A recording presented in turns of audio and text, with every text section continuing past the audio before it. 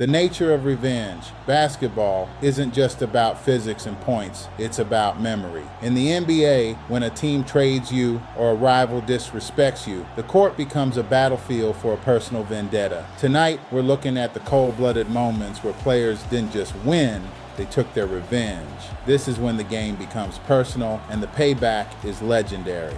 The drive to prove them wrong. What drives a superstar to drop 50 on his old team? It's the desire to show every GM, coach, and fan that they made a massive mistake. From iconic homecoming games to playoff series fueled by years of bitterness, these are the moments that define legacies. Put your seatbelt on because we're diving into the top revenge moments in NBA history.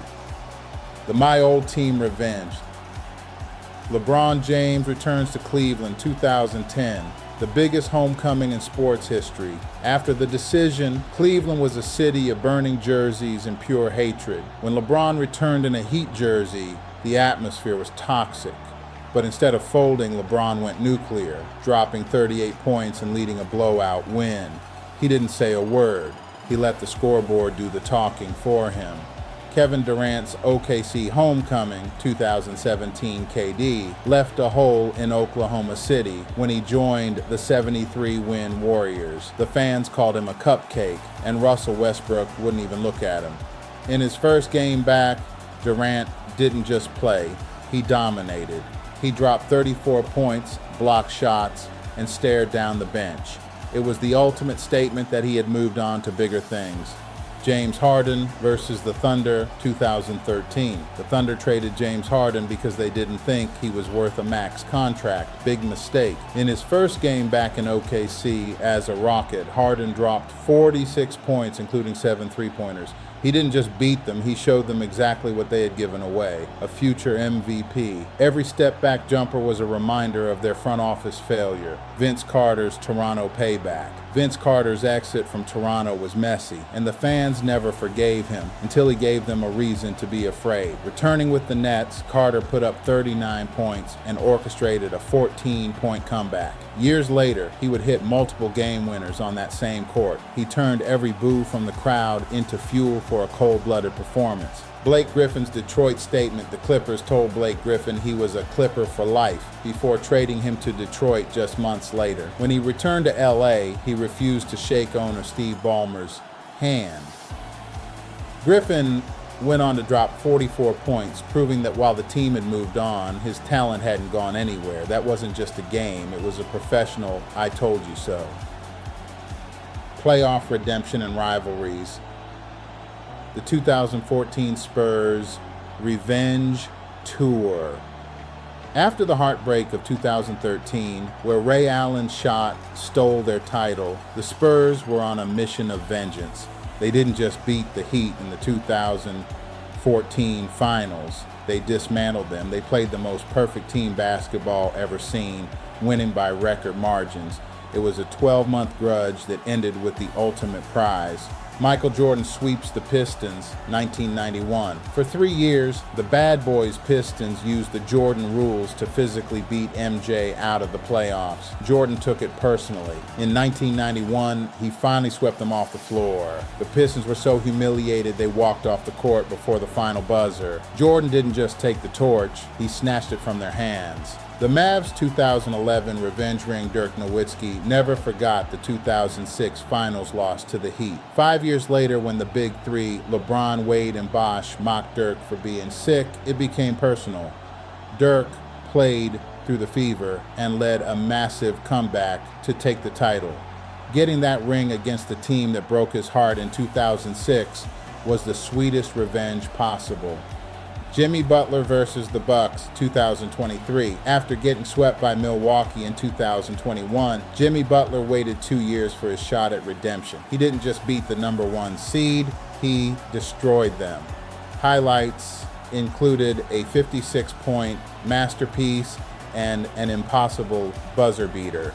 Butler turned a mismatch into a personal execution of the team that had embarrassed him. Peja Stojakovic's last laugh, 2011. Peja Stojakovic was a veteran on his last legs when he joined the Mavs. Facing the Lakers, the team that had tormented his Kings for years, Peja went God mode from 3. He hit 6 triples in a blowout that ended the Lakers' three-peat hopes. For a guy who had been hurt by the Lakers so many times, that series was pure soul food. Deep analysis and psychology. The Z-score of revenge. Statistically, players actually perform better in revenge games. The erratic energy of a grudge leads to more shots and more fouls, but also more points. While superstars might see a slight dip due to the pressure, role players often see double-digit increases in their efficiency.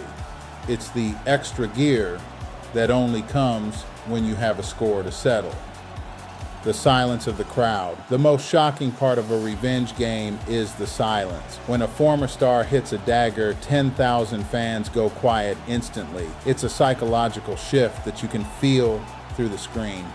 That silence is the highest form of respect, an admission from the fans that their villain is still their master.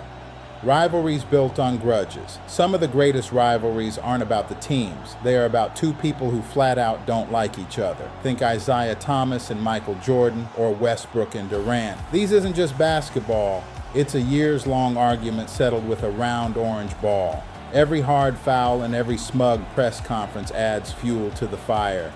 Redemption over injury revenge isn't always against a person. Sometimes it's against fate. Look at Paul George returning from a broken leg to become an MVP finalist, or Lonzo Ball fighting back through 2 years of knee surgeries.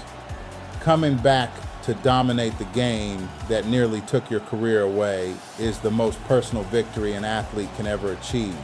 The benchwarmer's payback revenge isn't reserved for the all-stars. Some of the most shocking moments come from the 12th man who gets traded for a second-round pick and a bag of chips. Redemption as the ultimate revenge. Ultimately, the best revenge is living well, or in the NBA, winning well. Coming back from the brink of a career-ending injury or a public scandal to hold that Larry O'Brien trophy is the ultimate statement. It tells the world that you are the author of your own story. When the confetti falls, the revenge is complete, not because you beat a specific person, but because you beat the odds that everyone said were stacked against you. That is the purest form of the game. The final word on payback in the NBA. The scoreboard is the only judge that matters. Whether it's a player proving their former team wrong or a franchise erasing a playoff nightmare, revenge is the engine that drives the most iconic moments in sports history.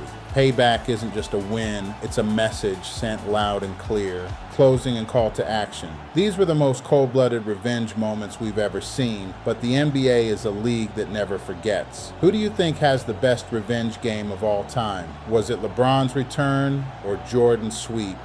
Drop your thoughts in the comments, hit that like button, and subscribe for more deep dives into the game we love. We'll see you in the next one. Subscribe for more videos.